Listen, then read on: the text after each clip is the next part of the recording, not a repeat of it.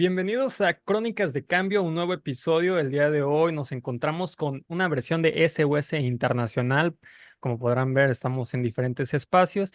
Allá Marisa se encuentra en Guadalajara, México, yo en Chiapas. Acá mi compañero y jefe Namir está allá en la poderosa Senegal. Hoy vamos a estar Bueno, hablando no de me lo digas que jefe es, tampoco, ¿eh, Rafa? bueno, Tampoco soy bueno, el jefe. Que sepa la pues, gente que yo soy el jefe. No, no soy el jefe.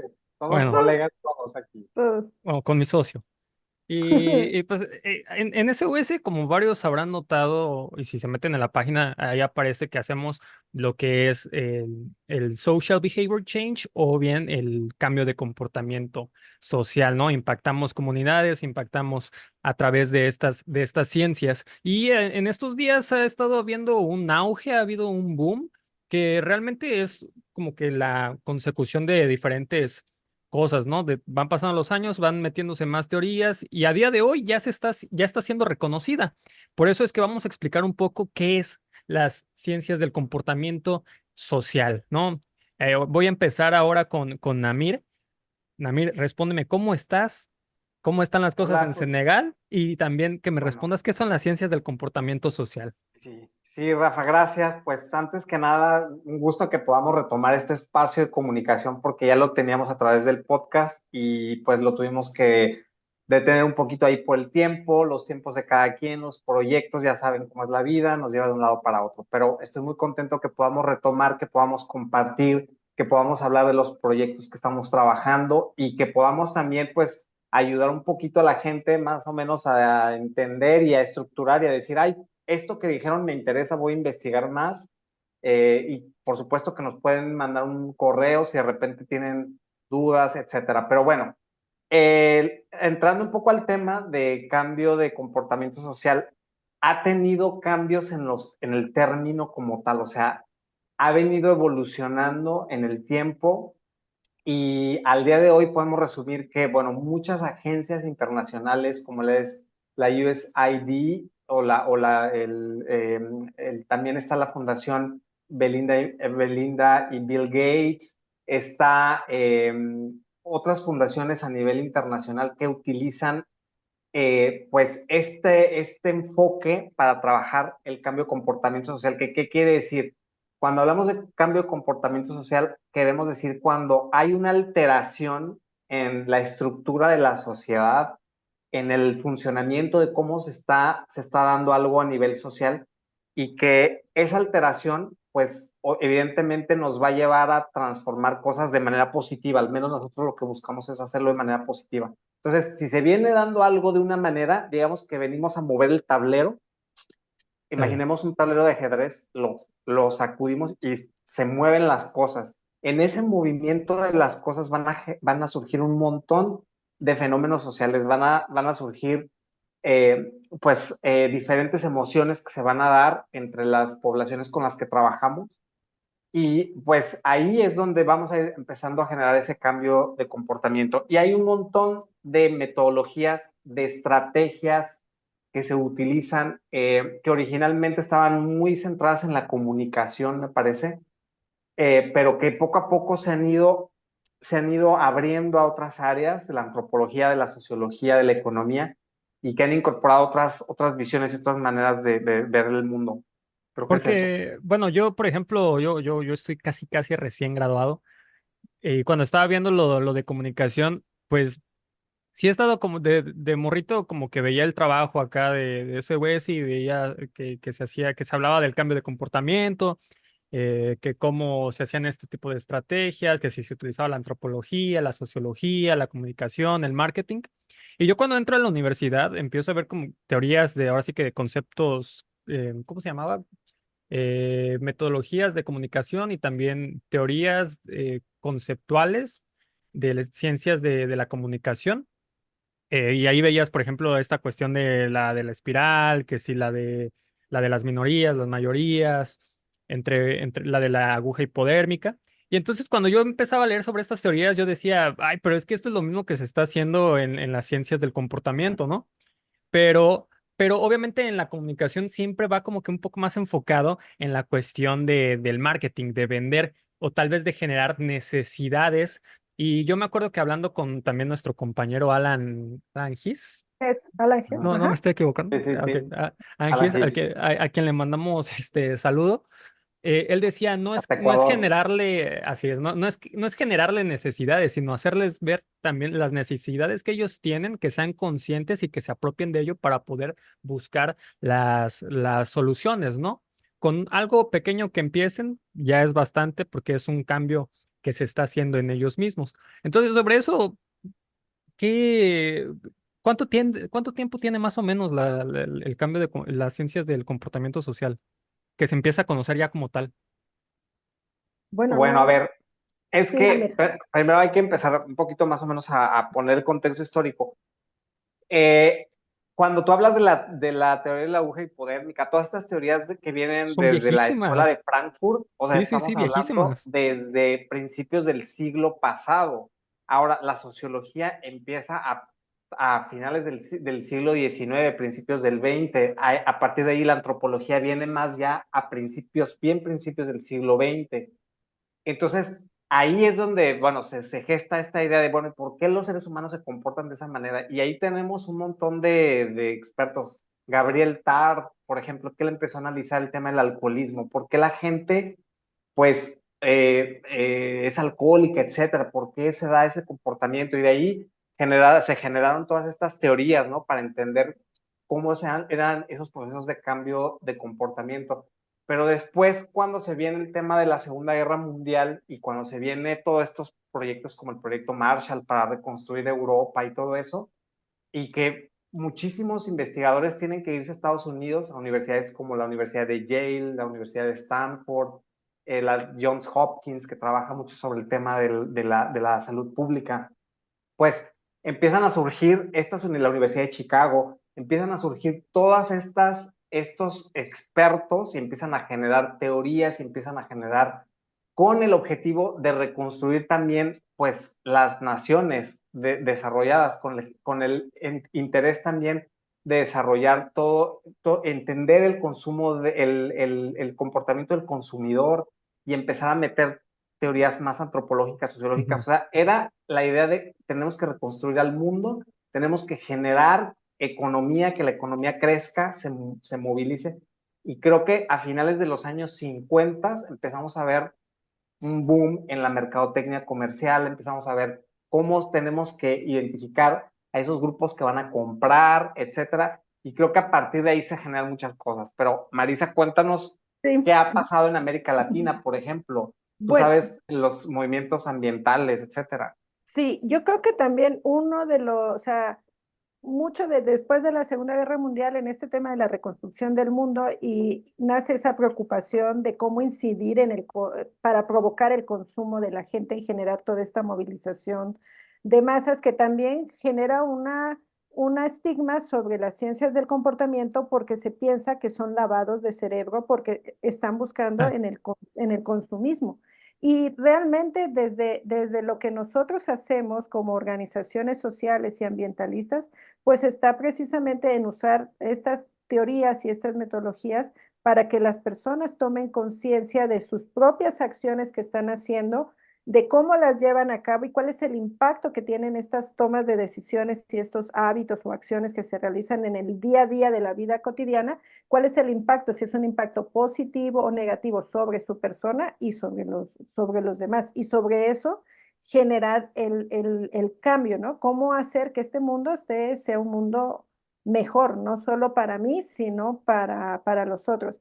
Y yo creo que esto de lo que decía Rafa de la modernidad, de por qué ahora se habla tanto de eso, yo creo que también viene como en esta discusión que habla entre las famosas ciencias exactas y las ciencias sociales, entre que por mucho tiempo se consideró que las ciencias sociales no se podía medir y no se podía generar si realmente estábamos teniendo impacto, ¿no? Y si estábamos avanzando o no. O sea, es muy común Y para generaba nosotros. conocimiento, Exacto. Es muy claro. común escuchar simplemente en las escuelas, ¿no? Que dicen, lo que yo estoy incidiendo o brindando el conocimiento en este niño, ni siquiera lo vamos a ver cuando salga en el sexto año o cuando termine su secundaria, ¿no? Será hasta dentro de muchos años y yo no lo voy a ver. O sea, ese es como, Y lo mismo sucede en nuestros proyectos que hacemos nosotros en el caso de SOS, que trabaja en temas socioambientales. Decimos, nosotros podemos generar una incidencia, pero no lo vamos a ver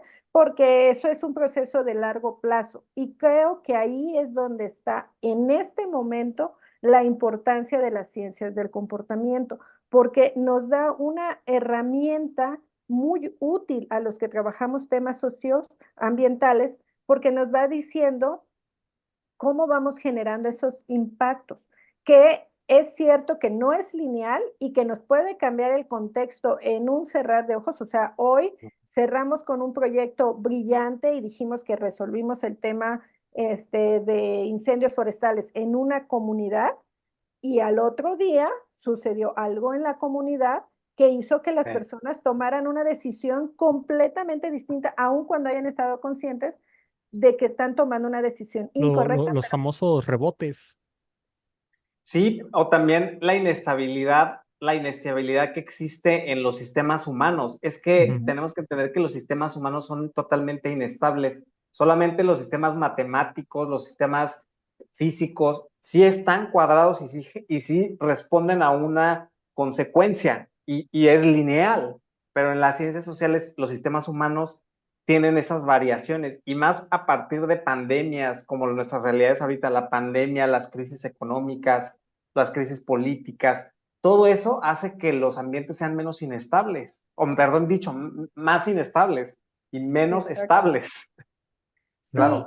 yo me acuerdo cuando inicié mi trabajo en la Reserva de la Biosfera Selva de Locote, pues como dice Rafa, ¿no? Yo soy también comunicóloga, entonces el trabajo que yo iba en las comunidades decía, bueno, y estos niños, o sea, porque hacía yo educación ambiental, ¿no? Y entonces te decían, ¿cuáles son tus indicadores como educadores ambientales? Y entonces lo más común era medir números, porque te piden números, o sea, el tema social es que siempre te piden números. ¿Cuántas mujeres capacitaste? ¿Cuántos niños? ¿Cuántos Lo talleres? cuantitativo siempre. Exacto. Entonces, pero el tema es, no es cuántos talleres hiciste, ni cuántas mujeres llegaron a tu taller a recibir la capacitación, sino cuánto de esas personas que llegaron, te escucharon, Mm. cuántos incidiste un cambio en ellos para que sus decisiones sean consideradas de manera distinta, ¿no? O percibidas y aplicadas de Claro. manera distinta.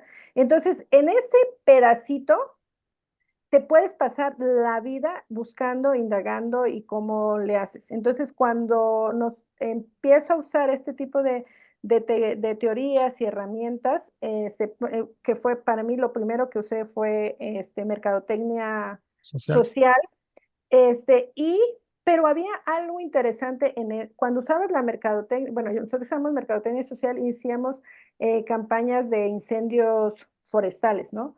El primer año que lo aplicamos, pues tienes, ¿no? ¿Cuántas comunidades trabajé? No, pues 10. Estas 10 lograron firmas de acuerdos de no quema, entonces, ¡chum!, lo logré. Y resultó que justo cuando estoy en el cierre del proyecto, hay un solo incendio en la reserva y quemó 10,000 hectáreas, ¿no? Y entonces empiezas a revisar y dices, o sea, mi proyecto falló, o sea, la reserva se volvió a quemar y peor tantito, se quemó en la zona núcleo.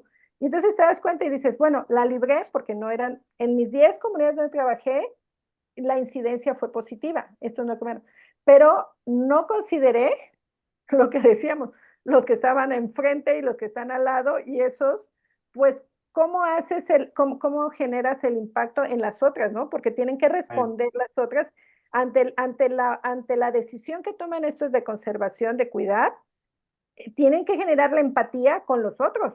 Y entonces ahí te das cuenta que tienes otro trabajo que tienes que hacer y que lo tienes que considerar a la hora de hacer los proyectos, ¿no? Y entonces lo que decíamos, cómo se van entretejiendo las cosas, pero sí te permite ir diciendo, ah, bueno, hice bien aquí, pero no consideré aquí, y aquí no es lo mismo, aquí no voy a ir por un acuerdo de no quema, aquí tengo que ir por cambios de prácticas sostenibles en sus prácticas productivas porque ellos están en otro tema, ¿no? Entonces, eso te ayuda mucho el tema de las ciencias del comportamiento.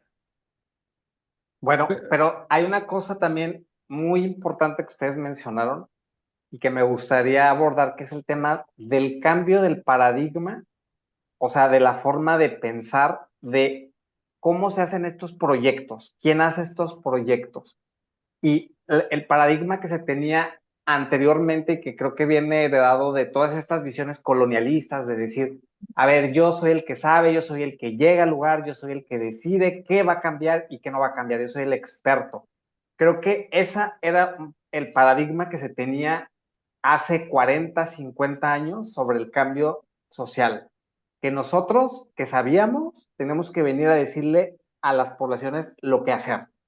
Entonces, creo que este paradigma se ha ido rompiendo conforme ha transcurrido el tiempo y mucho de esto yo personalmente creo que fue gracias al menos en América Latina, gracias a perspectivas como las que Paulo Freire en la pedagogía del oprimido, por ejemplo, trae y pone en evidencia a finales de los años 60, 70, en donde dice, el centro del cambio social tiene que ser las comunidades. O sea, a las comunidades las tenemos que incorporar en esos procesos de autorreflexión de por dónde es que tienen que ir para resolver sus problemas. O sea, no es una educación bancaria lo que se le llamaba, ¿no?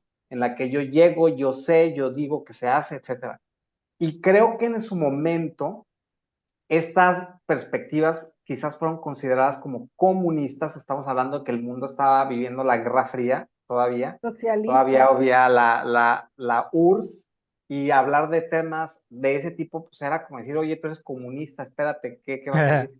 Entonces, creo que esto, no sé, pero me parece que desde el punto de vista de cómo pudo haber impactado al mundo esta perspectiva de Paulo Freire, pues sí tiene que ver mucho con un contexto político de ese momento, que ahorita, en el año 2024, se están retomando sus ideas a partir de otros métodos como el Human Centered Design, el Design Thinking, o en el caso de Rare, que aplicó el Behavioral Centered Design, que son estrategias que ponen en el centro a las comunidades. O sea, otra vez, ese discurso que a lo mejor hace 50 años se consideraba comunista, ahorita se está retomando por parte de estos enfoques que hablan de tú tienes que traer a la gente al centro si quieres realmente entender, y que sobre todo, incluso la mercadotecnia comercial lo usa muy fuerte. O sea, cuando hablamos de tecnología, cuando hablamos de teléfonos, de todo lo que tiene que ver con tecnología, pues el Human Centered Design es lo primero que se aplica para tener a la gente en un laboratorio prácticamente, en donde le dices, a ver, prueba cómo te va con esta innovación, si te funcionó, si no te funcionó, qué le cambiarías. Toda esta perspectiva ahorita la estamos aplicando en los temas sociales y decimos que no se puede hacer intervenciones para cambio social si no tenemos a la gente con nosotros. No hacemos proyectos para la gente, sino hacemos proyectos con la gente. Creo que ese rompimiento, ese paradigma, me parece que es clave actualmente, y que no es que se ha inventado la rueda, pero que es un tema que por cuestiones políticas atrás no se tomó quizás tan en cuenta, y que a lo mejor hubiera evolucionado las cosas, hubiera revolucionado y ahorita estaremos en otros niveles, quién sabe, ¿no?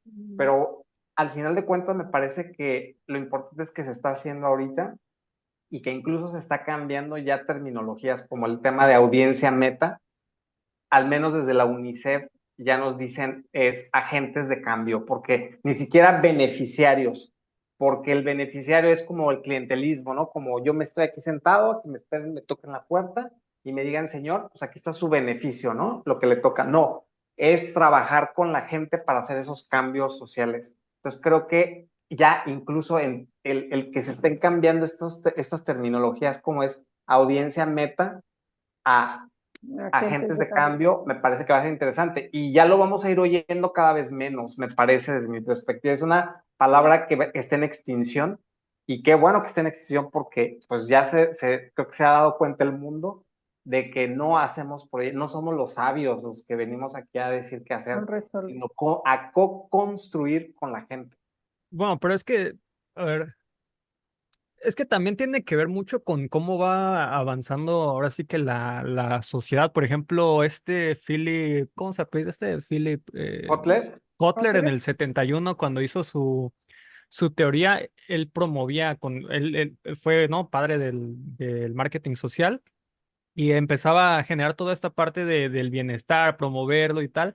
Y por ejemplo, si nosotros observamos hoy a través de las nuevas generaciones, ellos, las nuevas generaciones quieren hacer escucharse y es ahí donde tú empiezas a presionar el sistema y a exigir Ujú.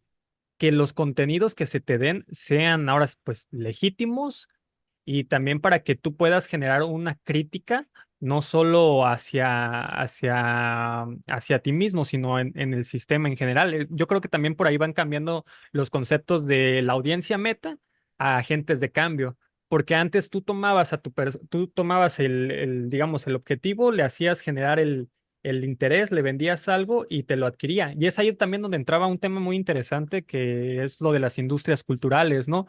Qué era qué era lo que se proyectaba, cómo son los contenidos para niños, cómo son los contenidos para los adultos. Por ejemplo, Hitler fue de los primeros que utilizó una industria cultural para promoverse, que fue el cine.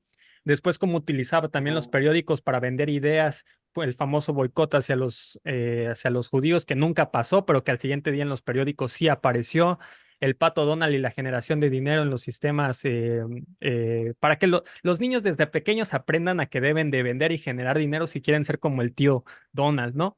Entonces, en ese sentido, hoy ya se ha marcado esa diferencia y está padrísimo, está chingoncísimo. Pues, pues me gusta y eso de salir en las comunidades, pues obviamente es un contexto diferente. No se utiliza tanto esta parte de utilizar industrias culturales, pero sí que se utilizan, por ejemplo, las radionovelas que trabajan Amir, que sí, canciones, que se puedan ir apropiando en las sociedades. Ahora, ¿por qué sí confiar en las ciencias del comportamiento social? ¿Por qué sí confiar en ellas para generar un impacto que quede marcado y sea positivo? ¿Por qué A sí ver, confiar en estas? Sí, espera, sí, antes, yo quiero dejarle a Marisa la palabra, pero Ujú. antes de que Marisa conteste, porque eso le toca a Marisa, no Ok. vamos a monopolizar la palabra aquí. En SOS no monopolizamos la palabra, por favor. No, pero nada más quiero hacer una aclaración, Rafa, de Ey, un tema que comentaste hace rato. Yo también pensaba que Philip Kotler había sido el padre del social marketing, pero no fue Philip Kotler. ¿Saben quién fue? Fue Richard Manoff. Richard Manoff fue quien realmente se considera el padre del social marketing. Entonces, nada más quería hacer esa aclaración porque yo tampoco lo sabía hasta hace mucho tiempo. Yo también consideraba que Philip Kotler ha trabajado la mercadotecnia muchísimo. comercial muy fuertemente y ey. después con Nancy Lee se metió a trabajar en el social marketing y de hecho son de los que más venden Primero, libros. Y bueno, yo diría que de los que más venden libros en Estados Unidos en el tema de social marketing, y es una referencia, o sea, Philip Kotler, claro que sí, con Alan Andreasen y con otros, pero él no es el padre del social marketing, sino es Richard Manoff. Es nada más para hacer la aclaración y si alguien quiere buscar, incluso hay libros gratuitos de Richard Manoff, de los primeros libros de marketing, ustedes pónganle Richard Manoff PDF y van a encontrar en internet que están los libros disponibles. Bueno, hay un libro disponible. Bueno, Marisa, por favor. sí, yo pensaba que lo que dice Rafa, que creo que vale la pena traer también a Carl Rogers, porque Carl Rogers no se menciona dentro de las teorías de las ciencias del comportamiento, y creo que él es de los primeros, no es un teórico, o sea, no es un psicólogo propiamente que sea reconocido dentro de la academia o dentro de la asociación de psicólogos, porque es un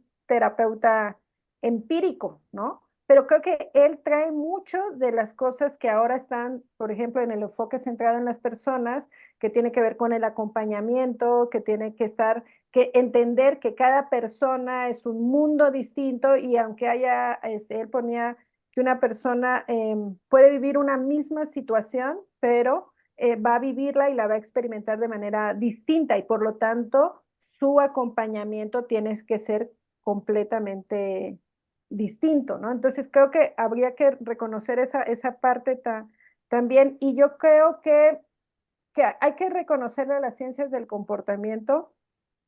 ¿Por qué confiar en ellos? Porque, como tú bien decías, Namit, el primer paradigma que hay que cambiar es el que lo va a usar. Nosotros que estamos usando ciencias del comportamiento somos los primeros que tenemos que comprender y entender que somos agentes de cambio y que cuando nosotros estamos frente a un proyecto y a frente a las personas, tendremos que ser capaces de mover nuestras propias estructuras y nuestras propias formas de pensar y actuar. Sí. Que yo llegué con mi super proyecto y que pensé, lo armé así súper bonito y el paso 1, paso 2, paso 3, y resulta que estando yo ahí me dicen, Nel, o sea, tu paso 5 va a ser el paso 1 y el paso 3, o las circunstancias te van haciendo que vas moviendo.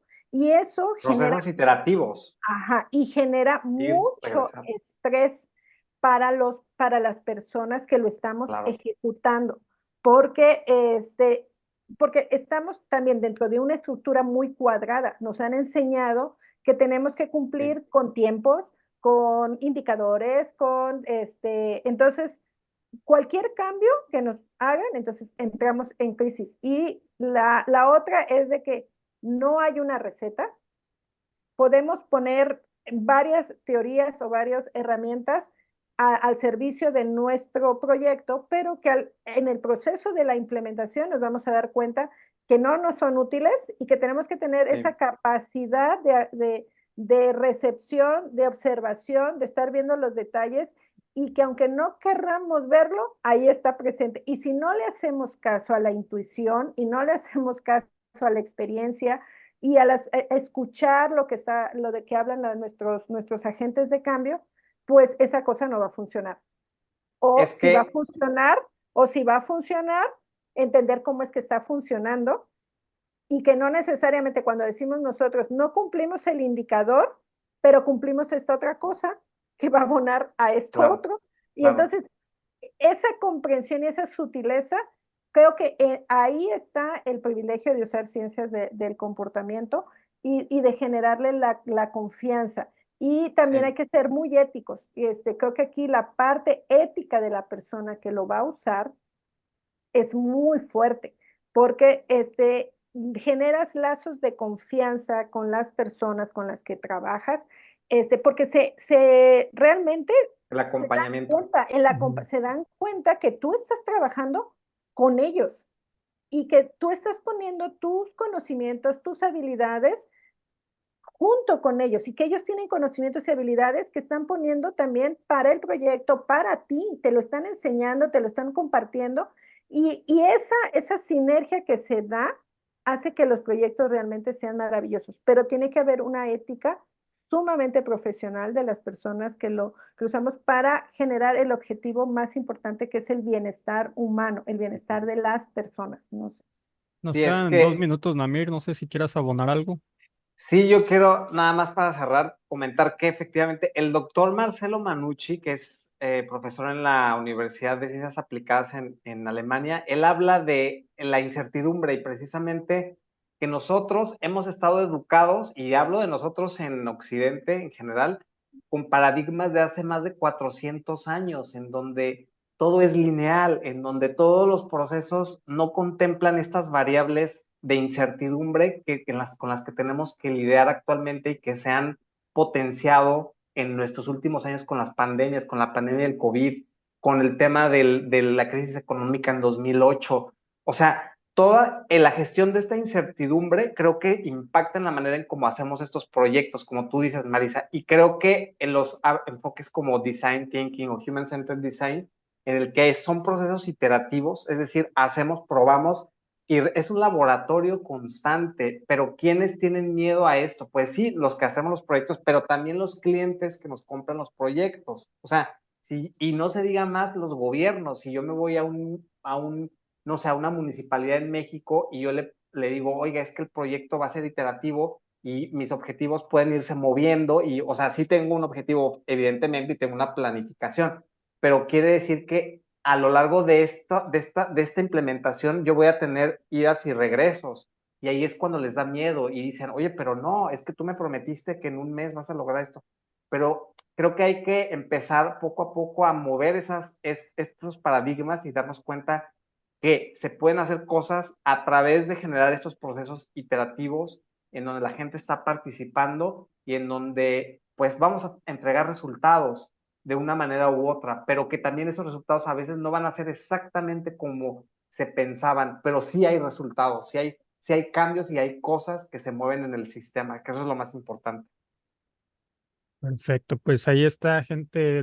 Hoy platicamos de qué son las ciencias del comportamiento social y un poquito de cómo es desde la perspectiva de acá de nuestros directores, claro que sí, de SOS Social Solutions. Y pues nada, ya saben, estamos en la página de YouTube como SOS Social Solutions y en Facebook como SOS, Soluciones Sociales para el Desarrollo. Ahí vamos a estar subiendo lo que son estos podcasts de Crónicas de Cambio. También vamos a estar platicando sobre la Junta Intermunicipal de la Cuenca del Cañón del Sumidero. Vamos a tener también entrevistas muy chidas con Roberto Escalante, por ejemplo, con Ana Nafarrete, con gente de ahí de política, vaya, para que sepan de nuestro trabajo y también a nuestros socios, ¿no? Como les mandamos saludos ahí al Funset, por ejemplo. Y pues nada, gente, ahí nos vemos en un próximo episodio. Déjenos en los comentarios qué piensan de las ciencias del comportamiento y por ahí los vamos a estar leyendo. Nos vemos en una próxima. Hasta luego. Gracias. Bye, adiós. Adiós.